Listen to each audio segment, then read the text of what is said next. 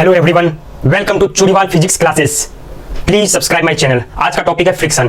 Friction को समझने के लिए सिंपल सा एक एग्जांपल लेंगे। अगर आप टेबल पर कोई ऑब्जेक्ट रख दे और वो ऑब्जेक्ट पर कितनी फोर्स लगेगी, अगर उस पर कोई नेट फोर्स होगी तो 100% ये है कि उसकी मूवमेंट होगी, वो मोशन में आ जाएगा। अगर रेस्ट पर है इट मींस दैट यहां पर ऑब्जेक्ट पर नेट फोर्स जीरो है। नेट फोर्स अगर जीरो है इसका मतलब इसमें जो भी फोर्स लगेगी वो इक्वल एंड अपोजिट होगी। अगर कोई फोर्स लग रही है तो उसके अपोजिट में भी कोई इक्वल फोर्स लग रही है, तभी तो नेट फोर्स जीरो है। तो ऑब्जेक्ट की स्टेट हमें पता है क्योंकि हम देखकर ये बता सकते हैं कि हाँ ये रेस्ट पर है, या कोई भी ऑब्जेक्ट अगर यूनिफॉर्म मोशन में है तो देखकर बता सकते हैं कि हाँ इसकी एक्सेलरेशन जीरो है। सपोज अगर ऑब्जेक्ट रेस्ट पर है टेबल पर और हमें ये देखने से पता लग रही है कि वो रेस्ट पर है, रुकी हुई है, तो 100% उसमें अप्लाइड फोर्स जीरो है। अब अप्लाइड फोर्स जीरो है क्योंकि वो रेस्ट पर है, ना तो उसकी मोशन हॉरिजॉन्टल डायरेक्शन में हो रही है ना वर्टिकल डायरेक्शन में। It means that horizontal direction में भी total force net force zero, vertical direction में भी नेट फोर्स जीरो। अब चलते हैं नेट फोर्स निकालने के लिए। अगर वर्टिकल डायरेक्शन में देखिए तो 100% ये कंफर्म है कि इसमें gravitational force towards the ground लग रही है ना, नीचे की तरफ। ग्राउंड मतलब मास ऑफ द अर्थ वो क्या करती है, अट्रैक्ट करती है हर ऑब्जेक्ट को। तो इस ऑब्जेक्ट जो टेबल पर पड़ी हुई है उस पर एक वर्टिकल फोर्स डाउनवर्ड डायरेक्शन में अर्थ द्वारा लगाई गई है, that is called gravitational force.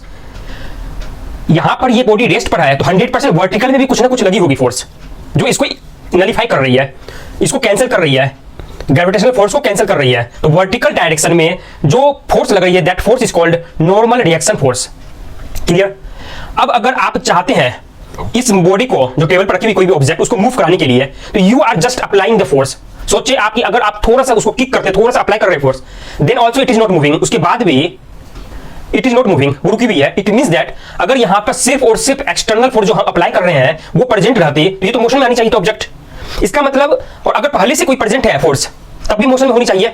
अगर पहले से कोई ना कोई फोर्स लग रही हो जो अनबैलेंस्ड फोर्स रहती है तब तो ये पहले से ही मूव कर रही होती है, लेकिन हमने देखा ये रेस्ट पर है। इट मींस दैट यहां पर टोटल एक्सटर्नल फोर्स जीरो है। हम जैसे बाहर से अप्लाई कर रहे हैं फोर्स, तो हम अप्लाई कर रहे हैं तो ये तो अनबैलेंस्ड फोर्स हो गया ना, एक्स्ट्रा फोर्स। तो इसका मतलब ये मोशन में आनी चाहिए, लेकिन फिर भी वो रुकी हुई है। फिर फोर्स हम थोड़ा बढ़ाएंगे तब भी देखते रुकी हुई है, और ज्यादा बढ़ाएंगे तब मूव करती है। इसका मतलब कुछ ना कुछ है जो इसको रोकता है।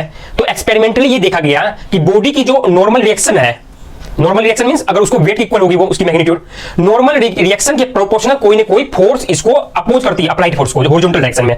अगर हॉरिजॉन्टली मैंने किसी को पुश करना चाहा टेबल पर जो ऑब्जेक्ट है, जैसे ही मोमेंट, जिस मोमेंट में मैंने पुश किया उसी सेम मोमेंट में वहां से एक फोर्स अपोजिट डायरेक्शन में लग रही है। दैट फोर्स, उस फोर्स की नेचर जो है वो डिपेंड करती है उसकी मैग्नीट्यूड नॉर्मल रिएक्शन की।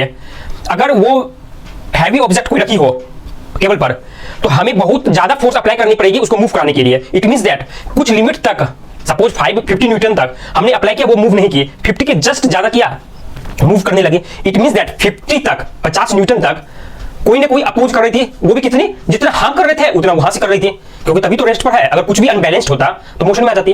तो हमने 1 न्यूटन अप्लाई किया, वहां से भी 1 न्यूटन, 2 न्यूटन उधर से भी 2 न्यूटन, 3 न्यूटन उधर से भी 3 न्यूटन। इट मींस दैट यहां पर एक टर्म आएगा स्टैटिक फ्रिक्शन। जब कोई ऑब्जेक्ट रुकी हुई रहे मींस वहां पर रिलेटिव मोशन जीरो रहे, तो वहां पर एक टर्म आएगा static friction. Static friction opposes the motion. ये जो है स्टैटिक फ्रिक्शन इंपेंडिंग मोशन को रोकती है। इंपेंडिंग मोशन मींस वो ऑब्जेक्ट पर अगर फ्रिक्शन ना होता तो वो मूवमेंट में आ जाती। यहां फ्रिक्शन होने की वजह से ये रुकी हुई है, that is called impending motion. मतलब मोशन तो नहीं हो रहा है लेकिन इसकी टेंडेंसी इसको मूवमेंट कराने की, कोई भी फोर्स की, लेकिन रुकी हुई इसलिए है क्योंकि यहां पर equal and opposite static friction लग जाती है। वो भी कितनी लगेगी, एक लिमिट तक। उस लिमिट को जैसे हमने थोड़ा क्रॉस किया मींस अप्लाइड फोर्स उतना मैग्नीट्यूड तक पहुंच गया, उससे थोड़ी ज्यादा जैसे ही अप्लाई करेंगे अप्लाइड फोर्स वो बॉडी मूव करने लगेगी।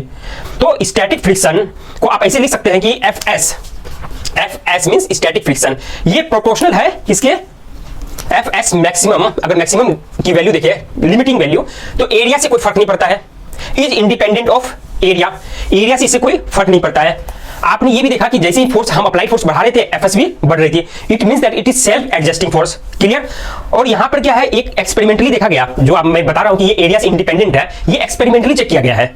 ये एम्पेरिकल फॉर्मूला इसका फिर निकाला गया, लेकिन सारा कुछ एक्सपेरिमेंटली चेक किया गया कि एक हैवी जिसका एरिया ज्यादा है, एक दूसरा ऑब्जेक्ट जिसकी एरिया कम हो, तो उन दोनों में फिर रिलेशन निकाला गया, फिर देखा गया it is independent of area. Clear? अब एक चीज और है कि ये जो मैक्सिमम होती है Fs मैक्सिमम, मतलब मैक्सिमम वैल्यू जहां तक जा पाएगी फ्रिक्शन की, उसके बाद वो तुरंत मोशन में आ जाएगी। तो Fs maximum is directly proportional to normal reaction. इसका मतलब जो ज्यादा वेट होगी जिस ऑब्जेक्ट की, हैवी ऑब्जेक्ट की, वहां पर अपोजिंग फोर्स भी ज्यादा होगी। अपोजिंग फोर्स ज्यादा होगी मींस अप्लाइड के तो इक्वल होगी, लेकिन अप्लाइड आप ज्यादा लिमिट तक अप्लाई कर सकते हैं। कहने का मतलब अगर आपकी कोई हैवी ऑब्जेक्ट है, एक लाइट ऑब्जेक्ट है, लाइट ऑब्जेक्ट में 5 न्यूटन के जस्ट बाद सपोज आपने अप्लाइड फोर्स जो अप्लाई कर रहे हैं 5 न्यूटन से जैसी बढ़ी वैसे ये मोशन में आ गई लाइट ऑब्जेक्ट वाली, उसी में अगर हैवी ऑब्जेक्ट है तो वहां पर 5 नहीं, सपोज वहां पर उससे ज्यादा मींस 50 न्यूटन तक, मतलब आपने 1 न्यूटन अप्लाई किया वहां से 1 न्यूटन, 10 न्यूटन अप्लाई किया वहां से भी 10, 50 तक आप करेंगे तो उतना ही अपोज करेगी, लेकिन 50 से जैसे ऊपर होगा वो ऑब्जेक्ट मोशन में आ जाएगी। इट मींस दैट उसके वेट पर डिपेंडेंट है, अगर नॉर्मल रिएक्शन पर डिपेंडेंट है, नॉर्मल रिएक्शन जितनी बढ़ेगी उतनी एस मैक्सिमम बढ़ेगी, मतलब मैक्सिमम लिमिट वहां तक, मैक्सिमम लिमिट उसको मोशन में लाने के लिए जहां तक रिक्वायर्ड है उसकी वैल्यू बढ़ जाएगी, इंक्रीज कर जाएगी। तो ये जो प्रोपोर्शनलिटी कांस्टेंट है इसको रिप्लेस करते हैं म्यू एस से, तो F S maximum equal to mu N. Clear? तो हम जो स्टैटिक फ्रिक्शन देखते हैं तो वो हमेशा एफ एस जो होगी, मैक्सिमम नहीं एफ एस, वो हमेशा म्यू एन से कम या इक्वल होगी। इक्वल कब होगी? जब मैक्सिमम पहुंच जाएगी, और ऐसी generally F S will be less than mu N से कम होगी। मतलब 1 न्यूटन अप्लाई किया वहां से भी 1 न्यूटन, अगर मैक्सिमम सपोज 50 न्यूटन तक है तो हमने जो अप्लाई किया एफ एस मैक्सिमम, अगर म्यू1 की वैल्यू 50 आ रही है तो एफ एस क्या है 50 तक जा सकता है। अगर हमने 5 न्यूटन अप्लाई किया तो 5 न्यूटन अपोजिंग, इस तरह से काम चलता है। तो इतना आपको क्लियर हो गया होगा। तो यहां पर इसका एक यूज किया है काइनेटिक, ये जो फ्रिक्शन है ये, इसके बाद हम लोग चलते हैं काइनेटिक और स्लाइडिंग फ्रिक्शन। पहला हो गया स्टैटिक फ्रिक्शन जो आपने अभी देखा, इसके बाद जाते हैं काइनेटिक को ही कहते हैं स्लाइडिंग फ्रिक्शन। पहला जो आपने देखा अभी वो था स्टैटिक फ्रिक्शन, दूसरा होगा kinetic friction. Kinetic means kinetic और क्या नाम होगा इसका? एक स्टैटिक फ्रिक्शन। देखिए काइनेटिक फ्रिक्शन होता क्या है, काइनेटिक को स्लाइडिंग फ्रिक्शन भी कहते हैं। स्लाइडिंग फ्रिक्शन क्या है? अगर कोई ऑब्जेक्ट आपने उसमें फोर्स अप्लाई किया किसी इंस्टेंट तक, वो अप्लाइड फोर्स को, मतलब applied force 50 Newton suppose maximum आप अप्लाई किए, 50 के बाद जैसे थोड़ी सी अप्लाई किया वो मोशन में आ गई। अब जो मोशन में आ गई उस समय काइनेटिक फ्रिक्शन का फंडा आएगा, क्योंकि उस कंडीशन में भी अपोजिंग है लेकिन फ्रिक्शन वहां भी प्रेजेंट है। जब बॉडी मोशन में आ गई, बॉडी की रिलेटिव मोशन होने लगी, तब भी वहां अपोजिंग फोर्स है, फ्रिक्शनल अपोजिंग फोर्स है वहां पर मौजूद है, लेकिन उसकी वैल्यू कम है। अब उसकी वैल्यू कम है, क्या होगी उसकी वैल्यू? सबसे पहले ये देखिए, ये फिर से इंडिपेंडेंट ऑफ एरिया, एरिया से कोई फर्क नहीं पड़ता है, एरिया से कोई फर्क नहीं पड़ता है, और नियरली इंडिपेंडेंट ऑफ वेलोसिटी। आप बहुत तेज से घुमाए या धीरे धीरे मूव कराए, अगर रिलेटिव मोशन हो रही है तो काइनेटिक और स्लाइडिंग फ्रिक्शन का टर्म आएगा, ये अपोजिंग फोर्स आएगी। क्लियर? तो यहां पर एफ के को लिखते हैं म्यू के एन, जैसे वहां पर किए थे। यहां पर मैक्सिमम नहीं होती है, यहां पर एक ही वैल्यू होती है फिक्स्ड। वहां पर क्या होती है, जैसा जैसा अप्लाई करते उतनी अपोजिंग एडजस्ट हो रही थी एक लिमिट तक, लेकिन काइनेटिक फ्रिक्शन में म्यू के एन वैल्यू फिक्स्ड रहेगी, इतना से ये फोर्स से अपोजिशन हमेशा लगती रहेगी जब तक बॉडी मोशन में है।